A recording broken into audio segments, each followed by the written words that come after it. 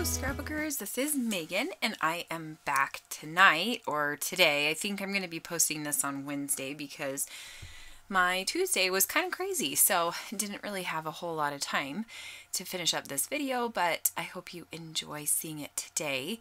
So you will have seen the image that I was inspired by, and my challenge to Desiree and I was to be inspired by a book. It didn't have to be an adult book, it could have been whatever. Desiree was inspired by a children's book, which I thought was so awesome, and I love her layout. But anyway, so I've been reading this book, Queen of Shadows, and if you follow me on Instagram, you will know that I'm very mad at the author.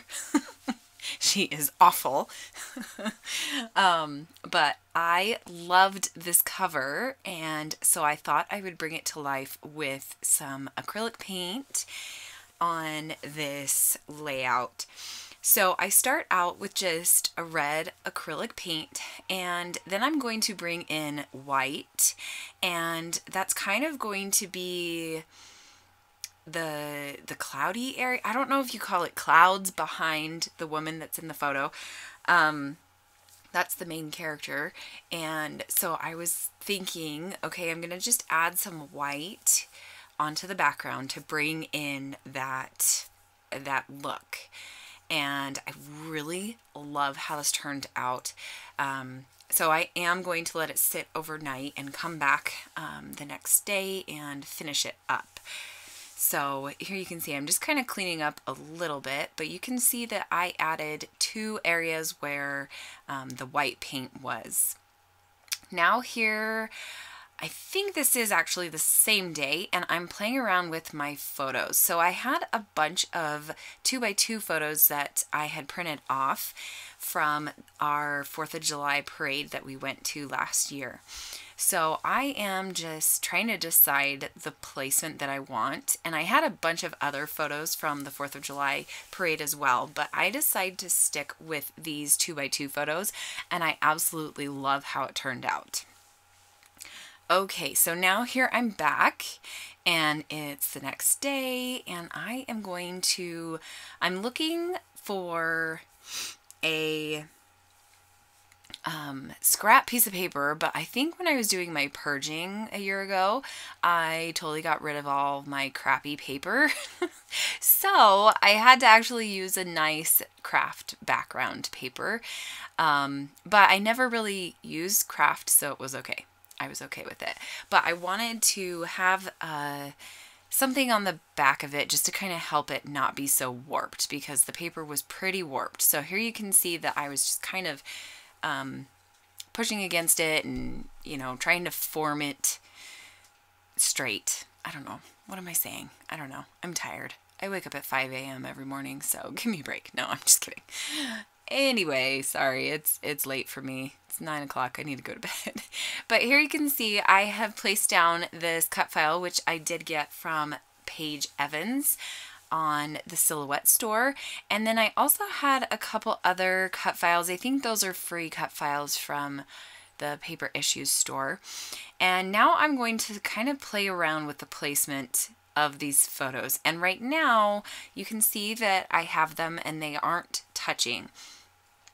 So I'm going to pull off a few of these stickers. This is from the Simple Stories. I don't remember what the line is called, but it was their 4th of July line from last year.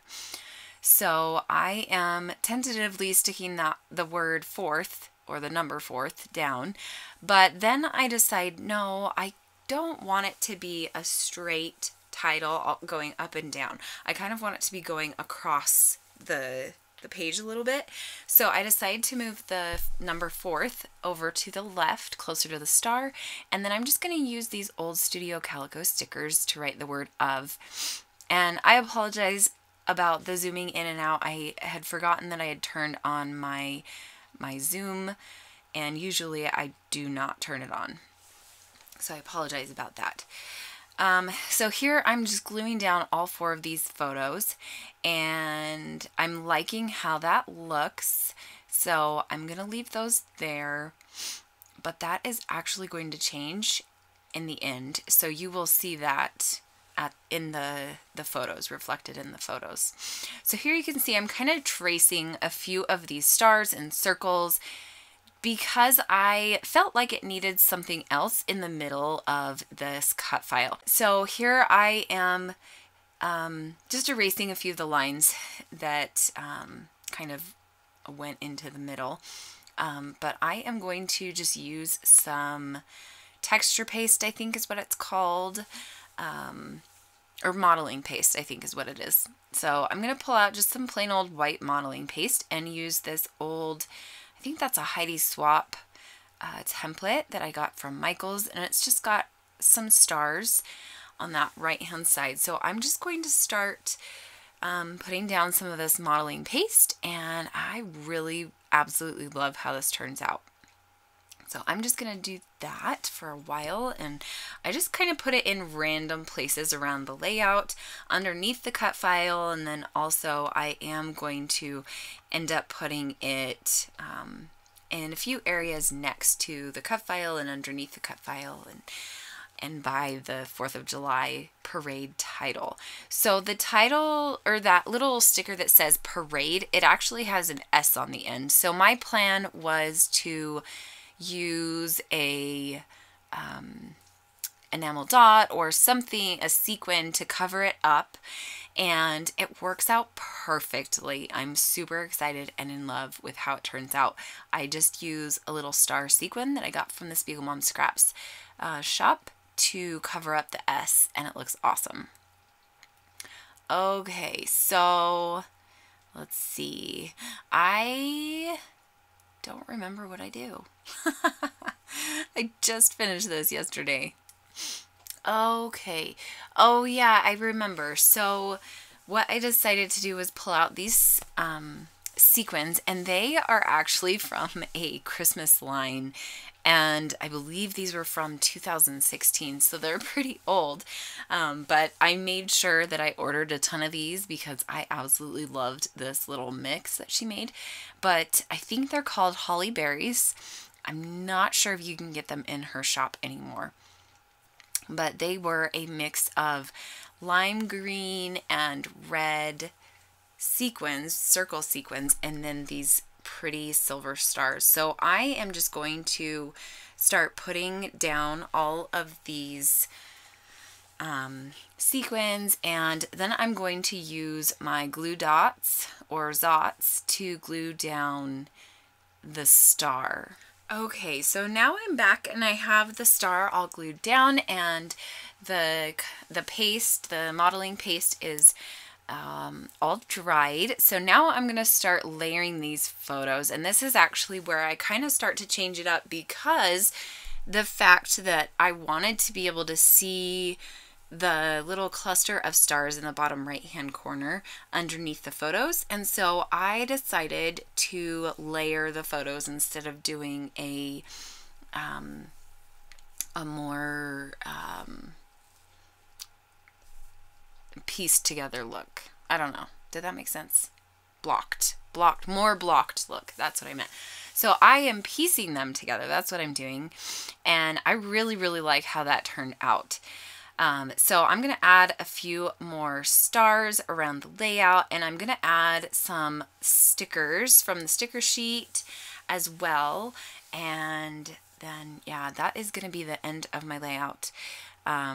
But I am so happy with how this turned out. At first, I wasn't really sure how crazy the background would look with it being so bright red. I hope it looks red in the video, because it looks red to me, but my video is a little bit smaller.